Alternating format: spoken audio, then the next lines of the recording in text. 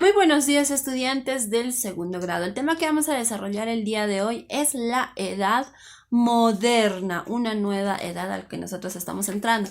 A ver, como un repaso, nosotros cuando hablamos de la Edad Media, y ustedes deben recordarse, ¿no? La Edad Media inicia desde el año 453, ¿no? Cuando el Imperio Romano del Occidente, el Imperio Otomano, empieza a tener un poder más grande sobre todo lo que es Europa, ¿no? Hablamos ahí de todo lo que son las conquistas y también las cruzadas, que eran luchas o guerras en nombre de la fe.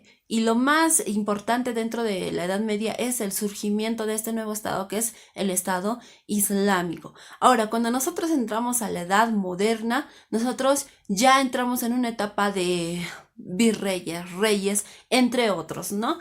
Por ejemplo, la Edad Moderna para nosotros es desde el año 1453 o 1492, que es el descubrimiento de América, hasta la Revolución Francesa, que sería el año 1789. Muy bien, entonces, sin más preámbulo ya. Espero que puedan recordarse todo lo anterior a la edad media. Vamos a continuar con lo que nos corresponde. Muy bien, entonces, a ver, la edad moderna marca el colapso de lo que sería la edad, el mundo medieval, ¿no? ¿Por qué? Miren, cuando el mundo medieval cae, ¿no? En realidad, surge porque hubo una crisis en el siglo XIV o XV, ¿no? Lo que provoca el fin. Entonces se manifiestan en tres aspectos. Uno es el descenso, demográfico, los levantamientos populares y la crisis de la cristiandad o de todo lo que tenía que ver con religión. Entonces a esto se suma el aumento de poderes de las monarquías nacionales frente a los señores feudales. ¿Listo? Entonces, cuando hablamos, por ejemplo, de la crisis, entre estos siglos, que serían el 12 y el 13, se produce un crecimiento demográfico debido a la expansión económica. Este proceso, sin embargo, se detiene a inicios del siglo XIV por las condiciones climáticas desfavorables y el agotamiento de los suelos agrícolas, también las malas cosechas, las grandes hambrunas e incluso la peste negra, que era uno de los problemas que agudizan bastante a todo lo que es el mundo europeo, o casi todo el mundo. Dice que se llevó a la tercera parte del mundo, o sea, como una pandemia que es la que estamos viviendo ahora. Ahora, por otro lado, entre estos siglos mismos, que sería el 14 y el 15, se producen levantamientos populares en varias regiones, tanto en el campo como en las ciudades. Estas revueltas se originan debido a que los campesinos se tienen que enfrentar, además del fracaso de las cosechas y la peste, a las exigencias tributarias de la iglesia, el Estado y los señores feudales. Entonces, en las ciudades los problemas más corrientes fueron el orden social, pues aumentan las desigualdades entre ricos y pobres, entre ciudadanos y no ciudadanos.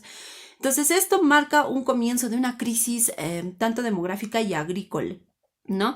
Lo cual provoca la caída de la demanda de los productos manufacturados, lo que afecta a los artesanos. Cuando hablamos, por ejemplo, de la crisis de la cristiandad, hace referencia a que la iglesia que nosotros conocemos en la etapa medieval, la iglesia católica, nos sufre una grave crisis interna que afecta su estabilidad y preponderancia sobre la sociedad europea. A finales del siglo XIII, por ejemplo, se produce una violenta disputa entre el Papa Bonifacio VII y el rey Felipe IV de Francia. El rey francés, agobiado por la necesidad de dinero, decide imponer impuestos y tributos a la iglesia francesa. Ante la vigorosa oposición del Papa, Felipe IV lo desafió y lo apresó. Luego de la muerte de Bonifacio VIII, Felipe IV influye en la elección de un papa francés y el traslado de la sede papal a lo que sería la ciudad francesa de Aviñón. Cuando el papado intenta restablecer su sede en Roma, se produce la cisma del occidente, o sea, la iglesia se divide en dos grupos o en dos papas, uno el de Roma y el otro de Aviñón. Esta situación se prolonga hasta el año 1377, hasta el 1417. Este conflicto se resuelve en el concilio de Constanza en el año 1414 hasta el 18. Entonces se logra reunificar la iglesia con la elección de Martín V como el único papa y se establece como sede papal y definitiva la ciudad de Roma. Muy bien, entonces, el nacimiento de las monarquías nacionales. Hacia el siglo XIII, el poder político de los señores feudales decae debido a los procesos de unificación promovidos por los monarcas, como los de Inglaterra y Francia, por ejemplo. En Inglaterra, en el siglo XII, los monarcas ingleses se expanden sus territorios y llegan a dominar parte de Francia. Sin embargo, el rey Juan sin tierra perdió casi todos sus feudos franceses en la batalla de Bouvines en el año 1214. Esta derrota irrita a la nobleza inglesa, que lo obliga a firmar la Carta Magna en el año 1215. Esta derrota, por ejemplo, este documento, perdón, le prohíbe declarar la guerra y cobrar impuestos sin la autorización del Parlamento. Así nace una monarquía parlamentaria inglesa. Ahora, en Francia, con la victoria sobre los ingleses, el rey Felipe II llama a Augusto, llamado también Augusto de la dinastía de los Capeto, refuerza el poder real, ¿no? Tiempo después, Felipe IV debilita aún más el poder de los nobles y al agruparlos en un consejo que incluía al clero y a los representantes de las ciudades, los estados generales. Entonces, Francia e Inglaterra se enfrentan en una guerra que dura 100 años. A eso lo conocen como la Guerra de los 100 años, que dura entre el año 1337 hasta el año 1453, por el control de las posesiones inglesas en Francia, sobre todo. Al principio los ingleses se imponen, pero los franceses, dirigidos por Juana de Arco, finalmente lo vencen. La victoria refuerza lo que es el poder de los franceses.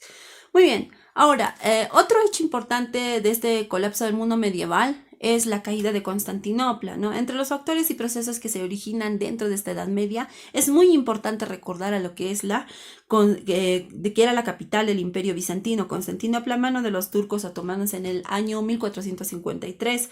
Como consecuencia, se interrumpen las rutas comerciales hacia el oriente y muchos sabios bizantinos huyen a Europa occidental, llevando consigo la tradición cultural llamada greco-romana. ¿Listo?